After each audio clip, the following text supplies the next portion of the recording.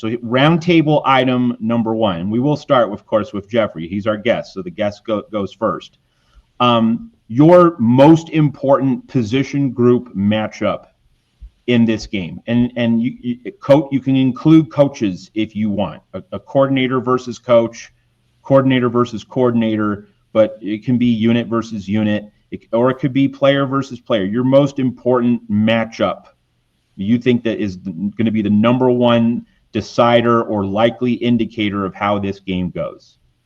I think it goes back to the discussion we've been having, and it's the Notre Dame receiving core versus the USC secondary. If the passing efficiency is as good for CJ Carr as advertised, and if the opponent passing efficiency for all of Notre Dame's opponents, including SEC or USC, I'm getting those two mixed up.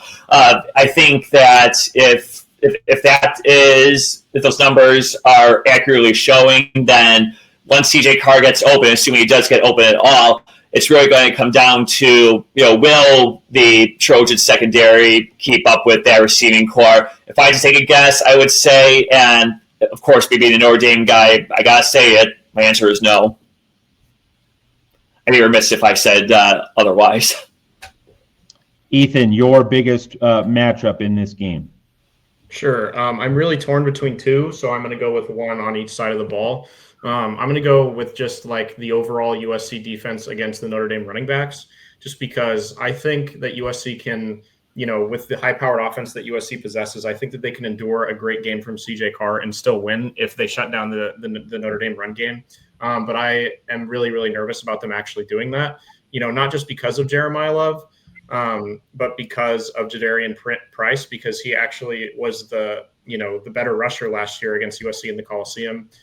Jeremiah Love had 99 yards and a touchdown on 13 carries, and then Jadarian Price had 111 yards and a touchdown on 12 carries. So, and USC, especially last year, lost some games because they weren't ready to defend backup running backs. That's the reason why they lost the Michigan game, and definitely a reason why they struggled so much against Notre Dame as well. And then on the other side of the ball, I think it's Jaden Maiava versus the Notre Dame secondary, just because, this Notre Dame secondary is really opportunistic. They have 8 picks and have only allowed 1 touchdown in the last 3 games. So, and Jaden Maiava obviously has had an incredible season, a Heisman caliber season. He's a much different player than Notre Dame fans saw last year in the Coliseum. But he has, last year his weakness was, and in the Illinois game as well, was when he threw an interception, things kind of trailed off a little bit. So, rebounded a lot better from his interception against Michigan. But I just, if he, in a game where he makes multiple big mistakes, I don't know, how I feel about his mentality. Haven't really seen that kind of a game from him yet. So if he can, stay calm and not let these opportunistic Notre Dame secondary defenders get involved and, hit his guys, then I think USC's offense will be very successful. Especially considering that they have, their top 2 running backs down in this game and are relying on starting walk-on and then their third string backing him up.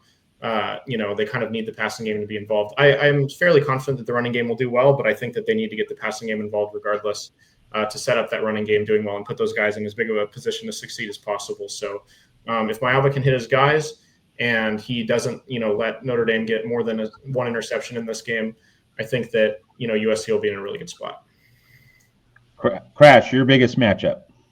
So I'm also torn on a couple. I think, Geoffrey, I agree with you that obviously Notre Dame's receivers versus the USC secondary, I think, is a big one. I mean, that was a big part of why I asked you earlier in the show, was because I think that's a big concern based on what I've seen, especially in that Illinois game and some of those previous games.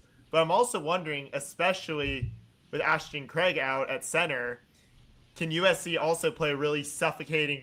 Can the USC D-line be really suffocating and really just put a lot of pressure on CJ Carr, who's, freshman starting for the first time at quarterback, and make him struggle like they did against Bryce Underwood last week? So I'm really curious, is that maybe more of one, just the USC D-line versus the Notre Dame O-line, especially that potential weakness and vulnerability at the Notre Dame center? So I'm kind of torn between those two because of just that potential vulnerability. If USC can, get through the center, can they put a lot of pressure on CJ Carr and keep him in trouble? Or is it going to be, if they don't, can CJ Carr unload the ball and exploit USC's weakness in the secondary?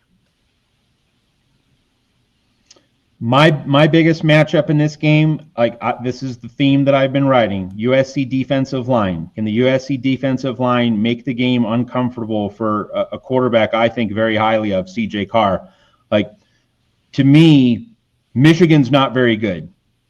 I'm just going to say it. I don't think Michigan's very good. Bryce Underwood is a long-term project. He's not a quick fix. We might not see the best of Bryce Underwood, not just next year. This could be a 3-year project, but we're not going to see the best of him this year. So Michigan does not have great receivers either. It was just a matchup where Michigan did not have the high-end talent to bother USC's defense, and I think Notre Dame does. But with Notre Dame's starting center out, and let's take note, this is a battle of backup centers. USC is without Killian O'Connor.